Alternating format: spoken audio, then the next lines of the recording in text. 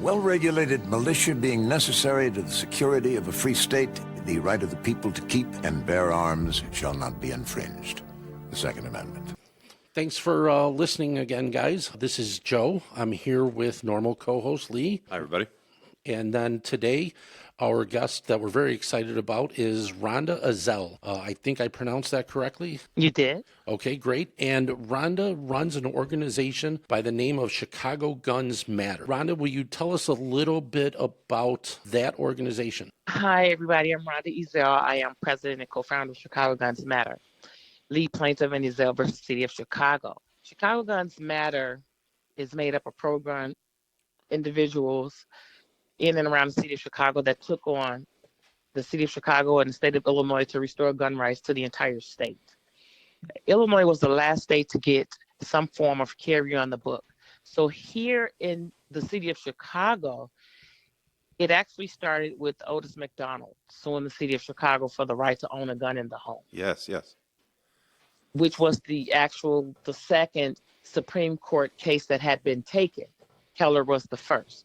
So when we see Chicago Guns Matter, what that means is we are the plaintiffs that took on the political powers to be, the corrupt system here in the city of Chicago to restore gun rights for all Americans, not just some. Mm-hmm. And so we thought it was necessary for us to take those cases, the plaintiffs from each case, put it together, put a profile together, put it in a form where people can go to our website and click on a case and read about the litigation and see that it's people that look like them, people that are regular, everyday mom and pops, people that get up and go to work every day, and just standing there fighting for American freedoms. That's who we are. That's what Chicago Guns Matter is. I love that. Usually one of the first questions I ask, and I skipped over it, so I'll ask you now, is what does the Second Amendment mean to you? Freedom. Okay. American freedoms. Because understanding what the Second Amendment is, the Second Amendment doesn't give one a right to do anything. It prevents the government from committing tyranny on its citizens. So very and true. Understanding that other nations have literally disarmed their population, and when they did that, they actually took their lives. So understanding that the Second Amendment was created after a war, the government, we had a fight. They knew what was going on. They had just got out of war. They said, we're not going to allow this to happen in the future. Let's write this Second Amendment to this United States Constitution. And understanding that logic, that America was born on violence, but it doesn't give you a right to have something. It prevents the government from taking something away from its people. Wow. That's fantastic. Probably one of the more thorough answers that we've got. One of the most inspirational. The hair on my arms is standing up listening to you. I'm a public school teacher. My students right now are reading Thomas Paine's Common Sense, and in Common Sense, Thomas Paine, part of the founding documents of our country, at least from an ideological perspective. And we're just reading this section where he's talking about the fact that the government, at its very best, is a necessary evil. Mm-hmm. Absolutely. Yeah, and so hearing you say that, plays into that. And we've come so far from that mindset and that attitude. Wow, it's really really cool to hear you say that. Can I ask you? I really listened to you speak and talk about your organization. It just really got me wondering. How'd you get so brave to get this started? Like, what did it for you, ma'am? Where you said to yourself that you're going to take this on and fight this fight, because that's got to be an amazing story. Well, first of all, just being a strong individual within yourself. My story is kind of, I wasn't worried about the system.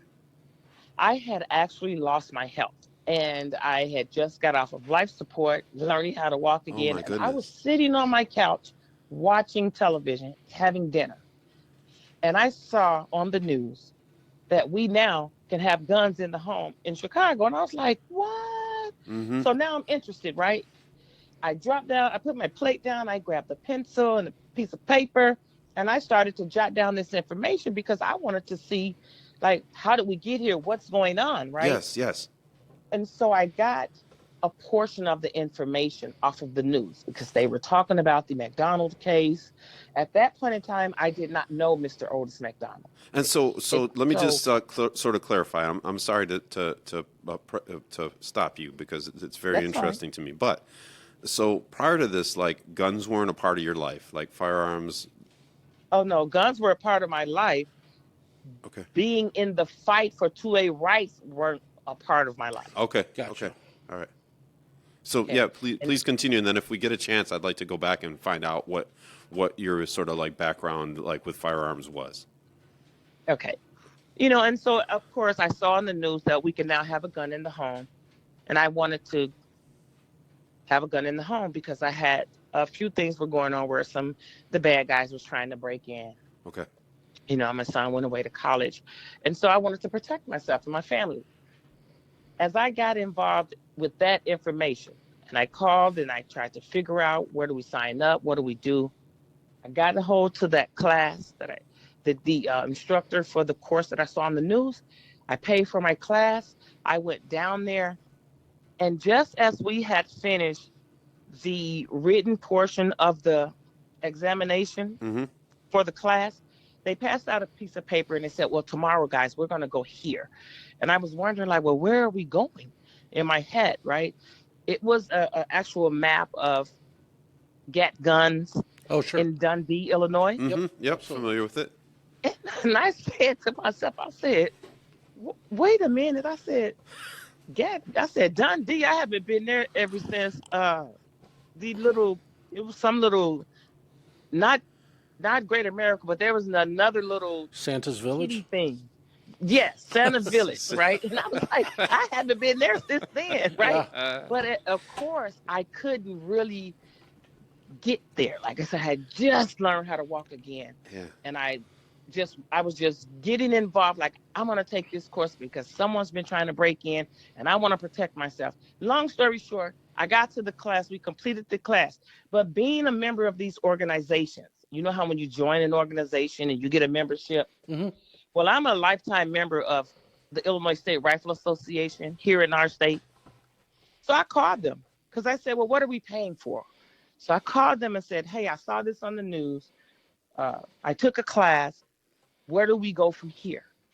And then I told them my spiel. I said, you know, I lost my health. I just had to go at least 50 miles because there wasn't a gun range here. Remember, for the CFP in Chicago after the McDonald case, when that was won, we had the right to own a gun in the home, but they wanted you to have training and you had to have range training. Well, there wasn't a gun range in the city of Chicago, yet it was mandated. Mm-hmm. That's how I actually got involved. When I reached out to the Illinois State Rifle Association and I told them all the red tape that I went through Yes. just to complete the transactions of what was needed for a Chicago firearm permit at the time, they said, well, would you like to sue the city of Chicago? And Ezell versus City of Chicago was born. Gotcha. And when was that? 2010. It was 2010, right after the McDonald victory, right after the landmark victory of McDonald versus City of Chicago. That was right directly after the Heller decision because we all have the same attorney. We all had the same attorney. And that was in 2010. Gotcha. Because if you remember, if you're from here, you remember you had the right to have a gun in the home, but you needed a permit, Yes. Yes. right? That's because of the McDonald decision. And as I was complying with that, my rights were violated because I had to travel outside of the city limits to comply with a city ordinance To accomplish because that. they wanted the range training. Gotcha. And the fact that I was disabled, and that kind of played into everything. And so Gat Guns in Dundee, from where you were living at the time, maybe distance-wise or time-wise, what kind of commute was that? It was horrible. It was horrible because I barely could walk, right? So driving 40 50 miles, I got lost 1,000 times. Let me just say in it. Chicago traffic. It's Yeah, all part of the story. Like right. the people that know the story, they know, like, I got lost. I pulled off the highway about 3 or 4 times. I don't know how many times I cried in the process, but it happened. Mm-hmm. And so I finally made it there. I found the place. I got back home. That's when I reached out to the Illinois State Rifle Association to tell them everything I went through, because it was new. It was fairly new in Chicago that you can have a gun. Nobody really knew the ins and outs of what it was that was actually needed to get that permit to actually literally have the firearm in the home. And that's where, as a member, I want to know, well, what am I paying for? Let me call these guys and get some information. Yes. Gotcha. Okay. But I ended up ranting about what I went through. And so I guess a light bulb went off in their head, like, yeah, okay. Sounds good to us. Sounds like a lawsuit to me. So the Illinois State Rifle Association, they encouraged you and they stood behind you? They asked me would I like to sue. Along with the Illinois State Rifle Association, we had the Second Amendment Foundation, who financially took care of the cases. Gotcha. Because it was not just one case, it's an Ezell 2 as well. Okay. Once we won the first Ezell versus City of Chicago case for the right to build gun ranges, the City of Chicago came back with more shenanigans. And then we had an Ezell 2 versus the City of Chicago. So you did win the initial court case? I did. Gotcha. I won them both. And then you won the second one as well? Correct. Excellent. Good for you. Yes. What have there been any improvements? When you say improvement, what area are you talking about? Well, you had to drive for forever to exercise your rights. Has anything changed for the positive that you can see? Well, here's the thing on that. There's a yes and no answer here. Okay. And let me give you the yes, because it's not about was there any change, because it would take an individual to actually invest financially in the historical work, landmark work that we've done. We've set a precedent in the country for how the Second Amendment is interpreted in a court of law, winning 2 federal lawsuits to build brick and mortar gun ranges in the city of Chicago. I'm the only woman in the country to do that, setting the precedent here. Now, that was the good part. We did something. We gained something, not just for Chicago, but for the country. Right. Because these cases are cited throughout the nation. Yes. Slightly on the no side is because no one has done anything with the 2 federal wins. No one has built the range. I don't have $10 million to build a state-of-the-art facility. And so that's where the little no come in at. Yeah, I cannot fathom why the gun industry being what it is, why that has not happened. That's the same thing I was certainly saying, like and to know. I sent messages to the big wigs in the 2A community and all these trade shows that are going on. And hey, guys, we've done the work. We've laid the foundation. Like, what is the deal here? Like, we don't have anyone interested. Right. You all don't speak of building gun ranges in the city of Chicago. You're talking with my co-plaintiffs. They build ranges all across the country. And so I don't know why.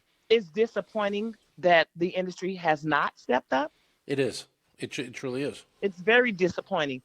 I won't let that bring me down, because my goal now moving forward is to stay in a space and a place where I'm available for women to continuously help them learn, manipulate, understand firearm safety. I love that. And I still have to travel outside of the city to do so.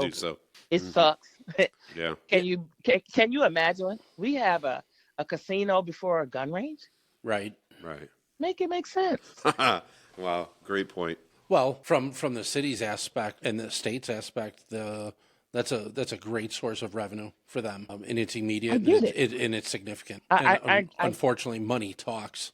So I'm not surprised to see a casino. And, it's really ironic because our governor, that is very much outspoken against firearms, has a family member that just built a shooting range in, I believe, just outside Kenosha, Wisconsin. Right. So it just goes to show you the hypocrisy. Absolutely. 100%. And, we saw that. We see that. Good for me, but not for thee. Yeah. Right. Absolutely. Do as I say, not as I do. So we notice those things.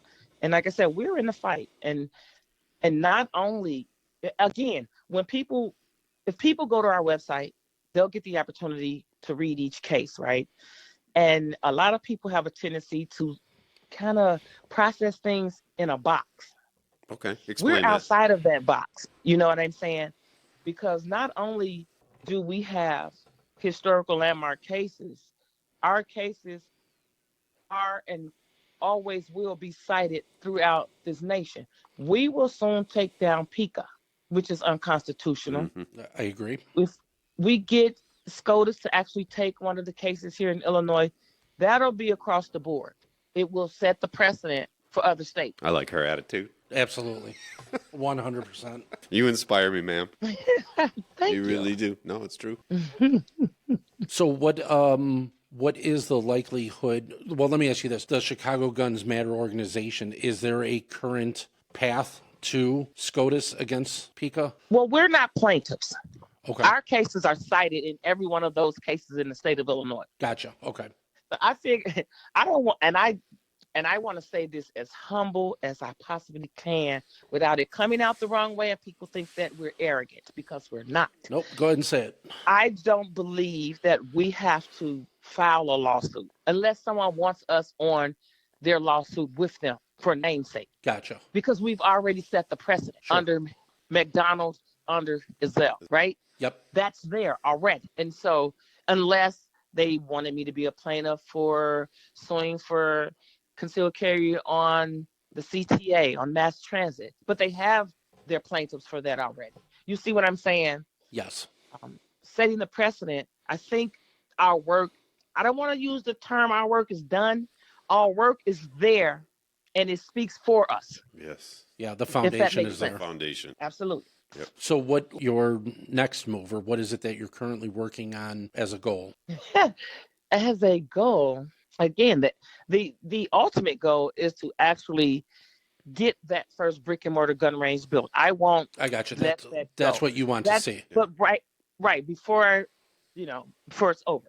But at the end of the day, my goal is to stay in this two-way fight, make sure my voice is heard, speaking for those that can't speak for themselves, being in a space where we are teaching, training, and educating women, children, and whoever else about fundamental constitutional rights, their fundamental constitutional right to keep and bear arms, and being in a place where we do not allow the anti-gunners to think that they're going to disarm us, because we're not going. We're not.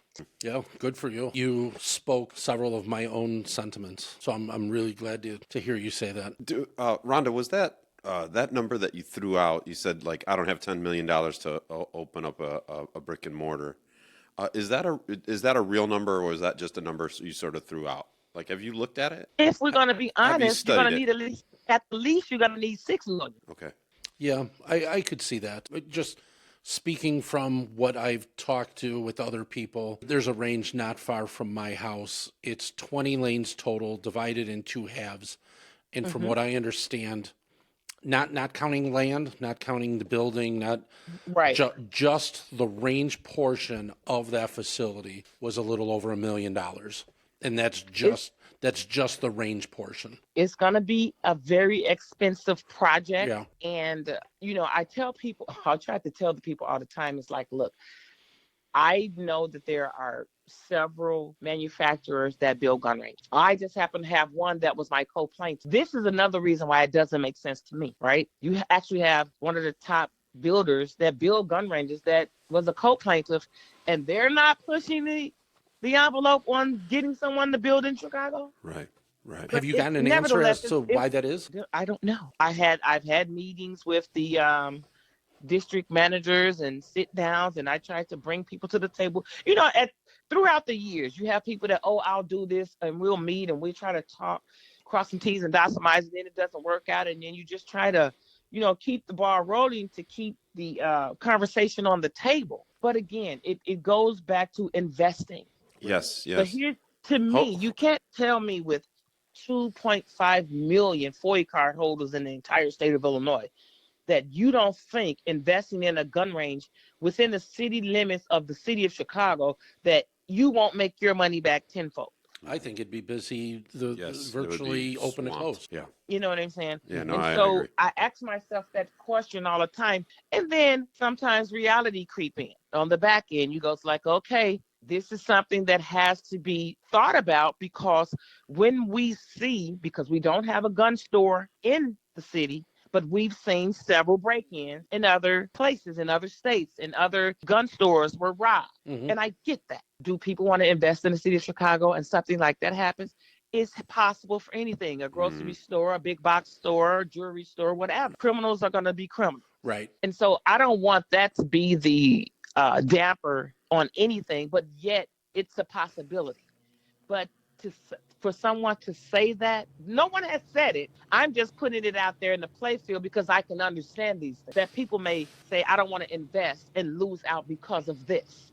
I'm just But yeah. that's Do you think kind of that I'm just stuff. skeptical? I'm skeptical of that because I do. I feel like there would be that it would be so advantageous financially that yeah, it's hard for me to And here's believe that someone wouldn't accept that risk. There may be things that I'm very naive, ma'am. So please understand that I'm very naive about a lot of these things, and so I don't know if there's insurance issues or zoning issues or We took care of all of that. We took care of the zoning issue in the second case. So you're just reaffirming what the thought that I just haven't enunciated yet, and that is that the person that is most one of the people that would be most qualified to have a range would be you, because this is you did this, you're so competent.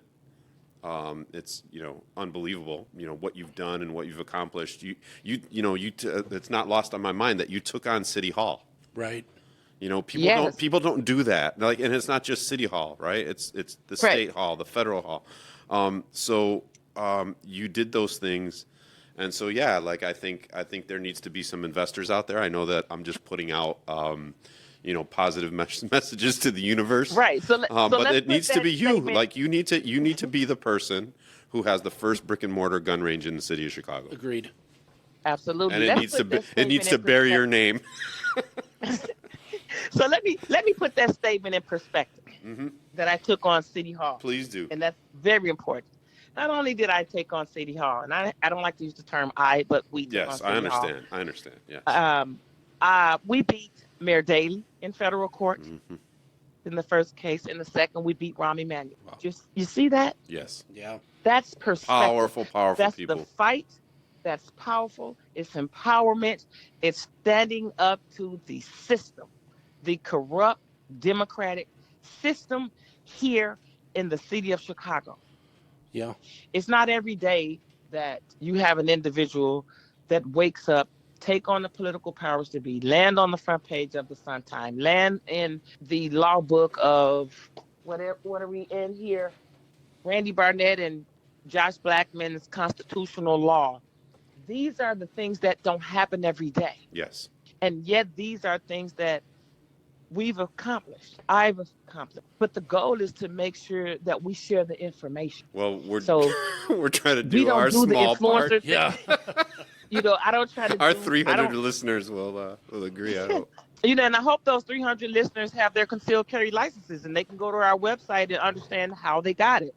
Yeah. And understand the fight. We did that fighting for you guys, and it wasn't just for Chicago. It was for the entire state. Yep. And now the cases are landmark cases. They've set precedent. So we help win more cases across the country. So it's way beyond what appears on the surface. Yeah. Yep. Absolutely.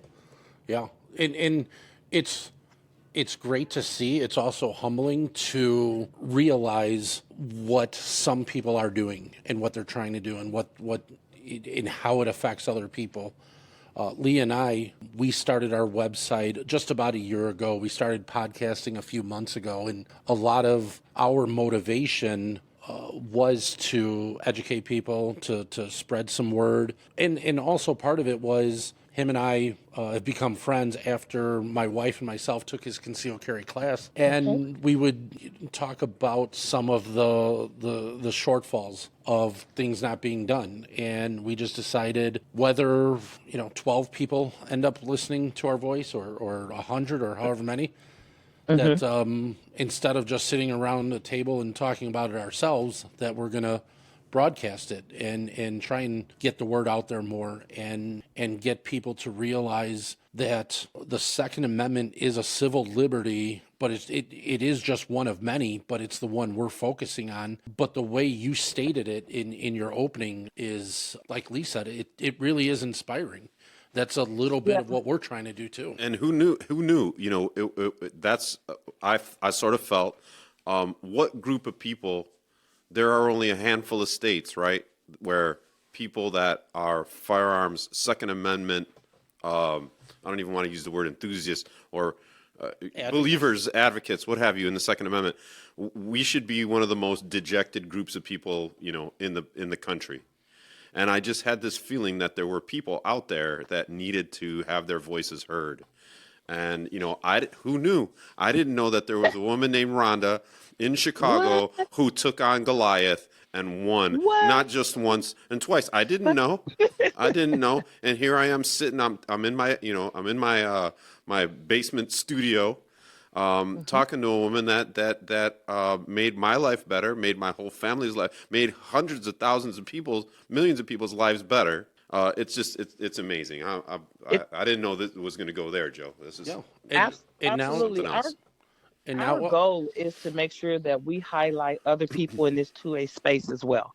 Mm-hmm. One thing that I like to do is help smaller groups, organizations be seen and heard. Me, I'm not so much big on being an influencer because we influence the country. Mm-hmm. And I like to leave it like that way for me. That's why I don't do the YouTube thing or anything. And I'm not knocking it because I have tons of interviews out there. I was on a Today Show. Anything. If you Google me, it's a rabbit hole, right? Yeah. Okay. But our job is to come in contact with other 2A people so that we can help spread their information and bring people into the fold with them as well. That's what we've done for the last 14 years. Well, we're jumping on your bandwagon because that's exactly what we're trying to do as well. And so whenever you guys get time, send me a friend request on Facebook or something. Okay. And then when you have the podcast, tag me, link it so I can link it and put it out there to let everybody know where you guys are, where they can find you, locate your podcast, and click on and listen to any of your podcasts. Yeah, that's great. You. Yeah, really appreciate that. What could we and or our listeners do to help Chicago Guns Matter? Motivate and find someone to actually invest in building the first brick and mortar gun range. Yes. Word of mouth. That's what's most important. It's going to happen. It has to happen. I don't see how it doesn't. I mean, it's real. It's been 14 years, and I'm still. That's the thing that's blowing my mind. You know, there's a barrier there somewhere, but I just don't know what it is. And it's something, but I'm not. You know, that's my baby. It's my legacy, and we're gonna make sure that it happens. One thing about Chicago Guns Matter, we are nonprofit. Okay. So you know, we just do the hard work. We do the work, and we do what we do. Awesome. In this industry. Yep. And everyone, if they don't know Chicago Guns Matter, I'm sure they've heard of McDonald versus Chicago. Yes. And they've heard of Ezell versus Chicago. And then they don't know who we are until I'm standing next to them watching them say our names and I'm correcting names and it is, oh my God, it's you. And I'm like, it is. How are you? Because again, that is the reason, like when you stated why you all started your podcast, that's why we started Chicago Guns Matter. Because no one to this day, people still think that you can't carry a gun in Chicago. Yeah. Right. Well, that history is hard to. And we told them to defeat. That we would beat that down, and that started in 2010. And so we did that. But for some reason, if people don't go to our website, then they don't get the proper information. Right. But yet, when all the 2A cases are being fought in the court of law in any state, and they're being won, well, they're being won by some sort of precedent, right? And that's where we come back into the fold because there's only 1, 2, 3, 4 Supreme Court cases that has been taken. Wow. And it was Heller was the first, McDonald was the second. Yep. You had Catano, and then you had Bruin. Yeah, it's very significant. Catano's case was the stun gun case. And so Bruin just reiterated Heller. Right. And now we see all the lower courts are defying that. That's why with the PICA Act in the state of Illinois, which was a unconstitutional Absolutely. bill that the governor signed into law at the dead of night, more corruption as usual. We know, and they know, that this isn't going to go any further. SCOTUS is not going to allow them to try to rewrite Bruin or rewrite Heller or McDonald. Right. No, I agree with you. I do think when it gets defeated, though, there will be a secondary effort. I don't think they're going to give up. I doubt it, because here's what would happen. When you say the secondary effort, it would have to happen in the state court, right? Mm-hmm. What do I mean? Right now, Judge McGlynn has cases that he could take and decide on the merits, which he's going to do. May 10th, something will be going on. If he decides before SCOTUS decides to take a case from Illinois, then that's where the state of Illinois gets to make that second run for it. Yeah, well, they'll be able to pivot on a state level. But this is where it get iffy for the state, because if they lose in state court, right, and it's over with, they have to appeal to the Supreme Court. Would they rather the state of Illinois just beat them and let every other state fight it out, or they appeal to SCOTUS, which they know they're going to lose because SCOTUS knows what's written in Bruin and in Heller, and then it'd be nationwide? So let me ask you this. If they have to understand on a certain level that it's unconstitutional and that it eventually be overturned, so what's the motivation to just have that in place in the meantime? What the state's motivation is this. It's a bigger picture. It's the underlay for the overplay. Governor Pritzker wants to run for president, and to tout that he banned so-called black guns. I got you. I say the term in quotations. Yeah. Because it's a made-up term. He wants to tout that he did that in the state of Illinois. So he wants to wear that feather in his hat. I got you. I believe so, because he knows it. Because now, if you've been following PICA Act closely, like a little bit of a month ago, they were, no one is going to knock on your door and ask you to give up your firearms. Correct. Oh, well, it's voluntarily. We didn't say that they had to fill out the form on the Illinois State Police website. Now it's voluntarily? So this came from the governor and Kwame Raoul. Mm. And so they know that they're lying, and they know that it's unconstitutional. You have to remember, this is the same group of people that during the fight for concealed carry, Kwame Raoul, he was my representative. He sat at the table and stated, "We'd give you all concealed carry if we can carve out Chicago and Cook County. These people are cruel and they are evil." Mm. No kidding. So the fact that he is now the attorney general, he has to go along with the status quo like he's been going along with. But they know that they're going to eventually lose this thing. But they're just playing it out. It's politics. They're playing it out long enough to see if they can get another imaginary victory for the Democrat Party for president, so they can put someone on the Supreme Court and stack the Supreme Court. These are the things that they're doing behind the scenes. Mm-hmm. Right. And so that's where it becomes deeper than just fighting for two rights. It's understanding where they're going with their corruption and why they're doing these things. Yeah, and then if it gets when it eventually gets overturned, and then something inevitably happens, it becomes a political football and go, well, we had that banned, and now this guy. Well, if we can get it up to SCOTUS and get it said and done, that'll be that. They'll have to find something else to argue about, I mean, the Second Amendment has been utilized as a political pawn for eons. Right, yeah, very long time. Yeah. And so the notion that they're going to stop now, it's insane. It's just all of these cases are in an interlocutory basis where there haven't been ruled on completely. So that's why SCOTUS is taking their time. They don't want to take it, a case like that. They want it to be actually done with, over, whether win, lose, or draw. Because here's the thing. It doesn't matter whoever wins or lose. Both parties are going to go up to the Supreme Court with it. Right. And they think that they can drag Clarence Thomas off of the bench and replace him with one of their people. So they got a lot that they're playing with. But one thing that they're losing with are the facts. Yeah. Yeah, right? Yep, absolutely. And when it comes down to it, you can play politics and you can play in the media, but the facts, they don't change. Right, the facts of the cases are what they are. Yeah. And so we stand in the way of that. And when we do knock it down, you'll hear me loud and clear as if like I did it. Yeah. Yeah. Because you stay in that fight. Our cases are being cited. They don't like us. We went to court. I approached Kwame Raoul at the courthouse, and I told him that I didn't appreciate a statement he made about my case that was litigated, that it was not new litigation. It was historical landmark litigation. Did he He respond? have to respect that. He just stood there and he looked. Probably not a lot to and that's probably okay. not And much of a response. But it's okay. I gave him my business card, and I told him to give me a call when you have time. Oh, I'm available. I love that. So I'm available. have you suffered any personal? Have you suffered personally from standing up? Has it been any, they have any not tried retribution to. or They anything have like not tried to death stain me, or anything like that. Okay. I was just wondering. Yeah, you No, always worry I about. don't like to bring negativity into things, but I just Here's the thing. I have not. Mr. McDonald, he suffered a lot. he did. He went through a lot in the beginning. Okay. They were harassing him.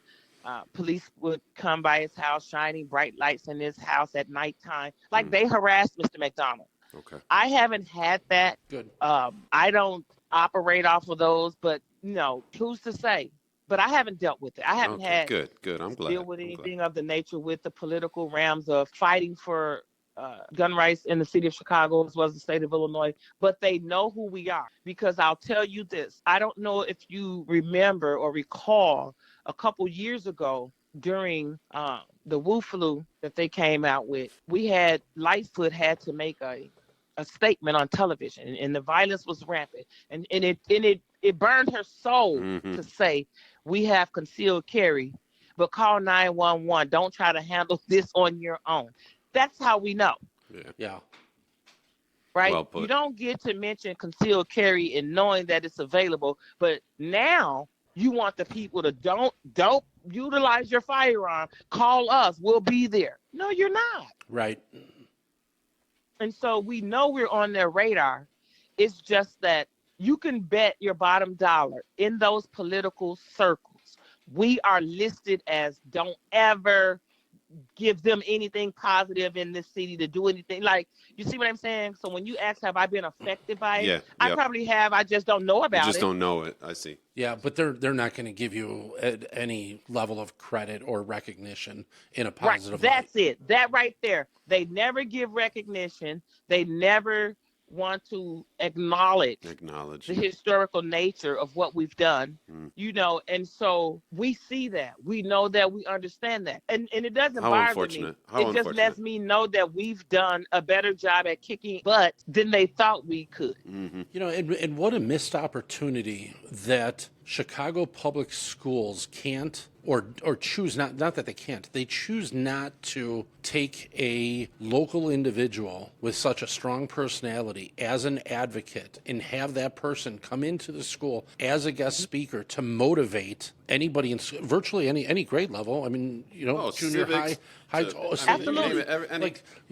You should have a speaking engagement once a week, just locally, and that's it. They don't want that. They don't. And it's not that they don't want to educate the children, because think about that. If that was the case and we did that, do you know how much the violence will be cut in half? I'd love to see that. Because these kids will be educated. Right. Yeah. They don't want that. Just because they use the Second Amendment as their political pawn, they can't speak nothing positive about firearm ownership. It will kill their souls. Right. It's really, really unfortunate. What a missed opportunity. And it's unfortunate. Yep. And we know that. We see it. But we don't let that bother us. That's why when we continuously see our cases cited across the country, we pat ourselves on the back, because we know that the work that we've done is the gift that keeps on giving. Do you guys have any local rallies or engagements or anything like that with the community to? No. Okay. No, we've done that in the beginning. In 2010, we used to do all of that. I'm at a place right now, 14 years later, trying to enjoy some of my legacy. Sure. How's your health been? You mentioned that you had a health scare just prior to all this. I was checked out of this place. Wow. Yeah. Well, I mean, I'm still here. All right. I'm still fighting and battling what I was diagnosed with, but I'm still here. I don't complain. I'm a miracle patient, awesome. So I'm a walking testimony. I'll leave it like that. Obviously, you're a fighter. All right, keep going. Absolutely. Yeah. Absolutely. And so we want to make sure that we take that energy and we put it into something positive, and we don't allow the corrupt system to bring us down, because they will. They will if you let them. Absolutely. If you allow it. Well, good for you. Yep.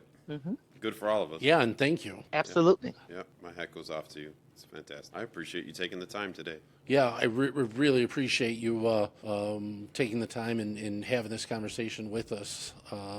I think that we have several people that are going to find this one of the more interesting podcasts that we've posted. There's a lot of information there. Absolutely. John and Leigh, I thank you guys for having me on 2A today. And hopefully we'll be back, because once we nip Pika in the bud, and then we have all these stores that are able to sell American freedom to the American people, then we have something else to talk about. Absolutely. Well, what we'll do is we'll make sure we keep in touch with you. And I know for a fact I would, and I don't even have to ask Leigh. I know he'd love to have you back again in the future. Thank you so very much, Rhonda. Like we said, keep up the fight. Glad to hear things are going well, and maybe we'll bump into you at one of the ranges.